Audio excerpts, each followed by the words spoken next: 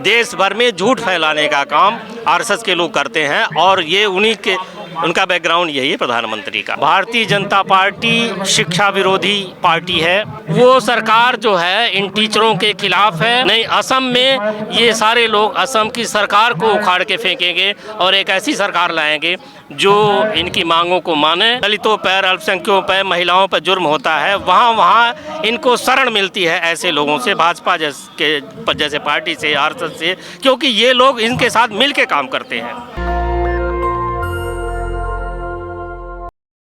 नमस्कार, मैं प्रियंका, आप देख रहे हैं नेशनल दस्तक। इस वक्त दिल्ली के जंतर मंतर पे हूँ और आप पोस्टर देखिए, एक नहीं, दो नहीं, तीन पोस्टर लगे हैं। शिक्षक का धरना है और पेंशन की मांग कर रहे हैं तमाम लोग। यहाँ एकजुट हैं, जानेंगे इनसे इनकी क्या मांग है और सरकार जो कहती है कि डबल इंजन की सरकार है, वो कितनी सक्षम है जो डबल इंजन की सरकार कहती है। सर, क्या कहेंगे, जिस प्रकार से सरकार डंका पीट रही है, डबल इंजन की सरकार है, तो क्या सच में डबल इंजन काम कर रहा है? भारतीय जनता पार्टी शिक्षा विरोधी पार्टी है। उसका कोशिश है कि देश से शिक्षा खत्म कर दी जाए, क्योंकि जो भी बढ़िया इंस्टीट्यूट हैं जैसे जेएनयू हो गया, दूसरे विश्वविद्यालय हैं, इनका कोशिश है कि इन सबको बंद कर दिया जाए, लोगों को पढ़ाई लिखाई से महरूम कर दिया जाए। वोटर्स पार्टी इंटरनेशनल असम से आए इन सभी शिक्षकों का स्वागत करती है और सरकार से ये मांग करती है कि इनकी मांग को माने। आपको ये जानकारी होकर के बड़ा दुख होगा कि ये अध्यापक लोग बरसों से पढ़ा रहे हैं, बिना तनख्वाह के पढ़ा रहे हैं। अभी सुना है देश में ऐसे भी टीचर हैं जो बिना तनख्वाह के पढ़ा रहे हैं और इसमें से बहुत सारे लोग ऐसे हैं जो रिटायर हो जाते हैं 60 साल होने के बाद, उनको तनख्वाह नहीं मिलता है। सैकड़ों हजारों लोग जो है सुसाइड कर गए हैं, यानी बधुआ मजदूरी कर रहे हैं। बधुआ मजदूर हैं टीचर। ऐसी हालत है असम के अंदर, जो सबका भलाई की बात करती है, सबका साथ की बात करती है, वो सरकार जो है इन टीचरों के खिलाफ है। और इस समय असम के अंदर 20,000 टीचर ऐसे लोग हैं जो बिना तनख्वाह के पढ़ा रहे हैं। वोटर्स पार्टी इंटरनेशनल के मुखिया हमारे बीच में आए हुए हैं, विश्वात्मा जी, आज वो संबोधित करेंगे और हम ये मांग करते हैं असम सरकार से और केंद्र सरकार से कि इस सवाल को जल्द से जल्द हल करें। नहीं, असम में ये सारे लोग असम की सरकार को उखाड़ के फेंकेंगे और एक ऐसी सरकार लाएंगे जो इनकी मांगों को माने। इसके लिए हम लोग यहाँ धरने पर बैठे हैं, हम इनका स्वागत करते हैं। तो असम में भी भाजपा की सरकार है? असम में भाजपा की सरकार है। लेकिन आप लोग की मांग क्यों नहीं मान रही है? सरकार तो लगातार दावा कर रही है सबका साथ सबका विकास। असम में कई बार ये लोग धरना प्रदर्शन प्रोटेस्ट कर चुके हैं, वहाँ कोई सुनवाई नहीं हुई है। उसके बाद ये लोग दिल्ली आने के लिए मजबूर हुए हैं। यहाँ अपना ज्ञापन राष्ट्रपति, प्रधानमंत्री, शिक्षा मंत्री, गृह मंत्री सबको देंगे। उसके बाद देखते हैं क्या मतलब होता है। कोई कार्रवाई होती है तो ठीक है, नहीं तो फिर आगे का कार्यक्रम। प्रधानमंत्री जी से आप लोग नाराज क्यों हैं? प्रधानमंत्री जी सिर्फ अंबानी अडानी के बारे में सोचते हैं, इसके अलावा और उनके पास कोई काम नहीं है। ये सरकार सिर्फ 2 पूंजीपतियों के लिए काम कर रही है, बाकी देश से कोई लेना देना नहीं है। आप देख लो 3 महीने से जल रहा है, लेकिन ये सरकार के मुखिया के पास जबान नहीं है, निंदा करने की जबान नहीं है। मतलब ऐसी हालत है, बड़ी शर्मनाक स्थिति है देश का। देश बड़े गंभीर जो है समस्या से जूझ रहा है, हालात से जूझ रहा है। आप देखिए बीजेपी के ही लोग प्रदर्शन कर रहे हैं, लेकिन बिहार राज्य के खिलाफ प्रदर्शन कर रहे हैं। क्या उन्हें मणिपुर नहीं दिख रहा? बिल्कुल, जो मणिपुर में जो हो रहा है उसका पूरा देश निंदा करता है। वोटर्स पार्टी सख्त शब्दों में निंदा करती है कि सरकार तो जल्द से जल्द मणिपुर में सामान्य हालत को बनाए, जिससे कि वहाँ पर रहने लायक पोजीशन बनाया जा सके। तो प्रधानमंत्री जी तो दावा करते हैं और कहते हैं कि यूक्रेन रसिया का युद्ध रुकवा देते हैं एक फ़ोन कॉल पे। ये सब झूठी बात है। हमारा प्रधानमंत्री चूँकि आते हैं आरएसएस से, आरएसएस झूठ पर खड़ा संगठन है। आरएसएस जो है झूठ पर खड़ा संगठन है, झूठ बोलना उनका काम है।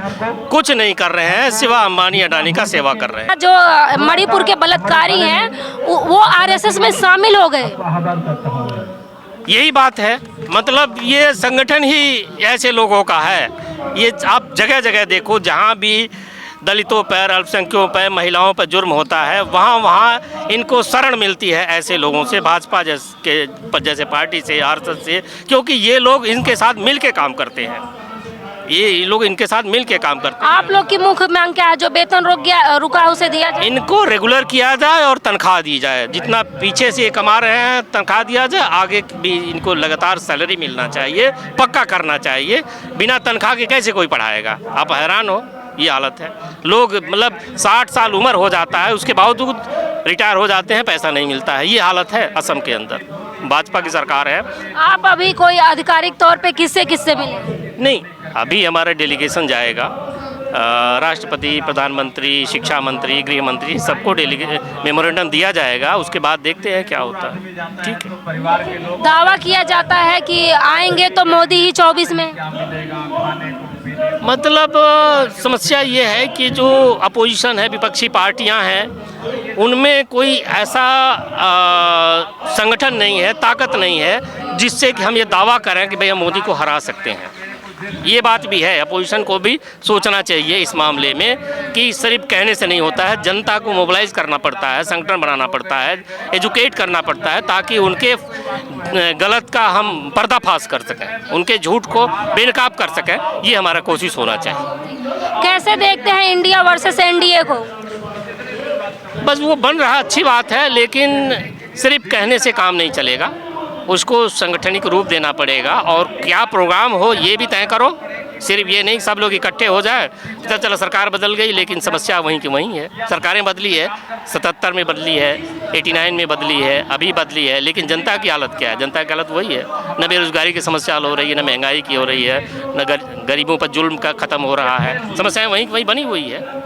यही प्रधानमंत्री जी 14 में जब चुनाव के दौरे पे थे तो कहते थे न खाऊंगा न खाने दूंगा, यानी भ्रष्टाचार जो हो रहा है, न खाऊंगा न खाने दूंगा। कहा ये आदमी, इनका जो है बैकग्राउंड आरएसएस का है। आरएसएस झूठ पर खड़ा संगठन है। देश भर में झूठ फैलाने का काम आरएसएस के लोग करते हैं, और ये उनका बैकग्राउंड यही है प्रधानमंत्री का। तो इनसे हमें कोई उम्मीद नहीं कि क्या बोल रहे हैं, ये झूठ ही बोलेंगे, और काम ये कर रहे हैं सिर्फ अंबानी अडानी के लिए, उनकी प्रॉपर्टी को बढ़ाने के लिए, बाकी देश को बर्बाद करने के लिए। 19 का जब चुनाव था तो प्रधानमंत्री जी पुलवामा लेके आए कि पुलवामा पे सैनिक मरे हैं, वोट दीजिए, लेकिन अब की क्या अल्टीमेटम होगा?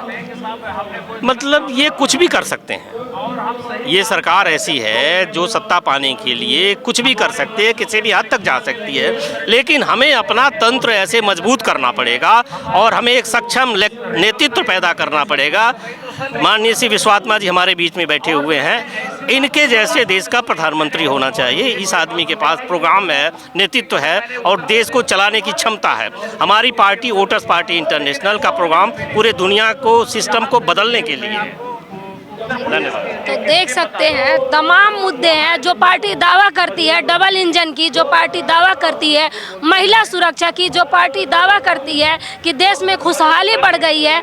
आप देख सकते हैं कि जंतर मंतर की तस्वीरें जब देखेंगे तो आपको पता चल जाएगा कि देश में कौन कितना खुशहाल है। इस खबर पे आपकी क्या राय है हमें कमेंट बॉक्स में जरूर बताएं। धन्यवाद। नेशनल दस्तक की आपसे गुजारिश है कि अगर इसको बचाना चाहते हैं तो नेशनल दस्तक को सब्सक्राइब करने के लिए रेड कलर के सब्सक्राइब बटन को दबाएं, फिर बेल आइकन की घंटी दबाएं।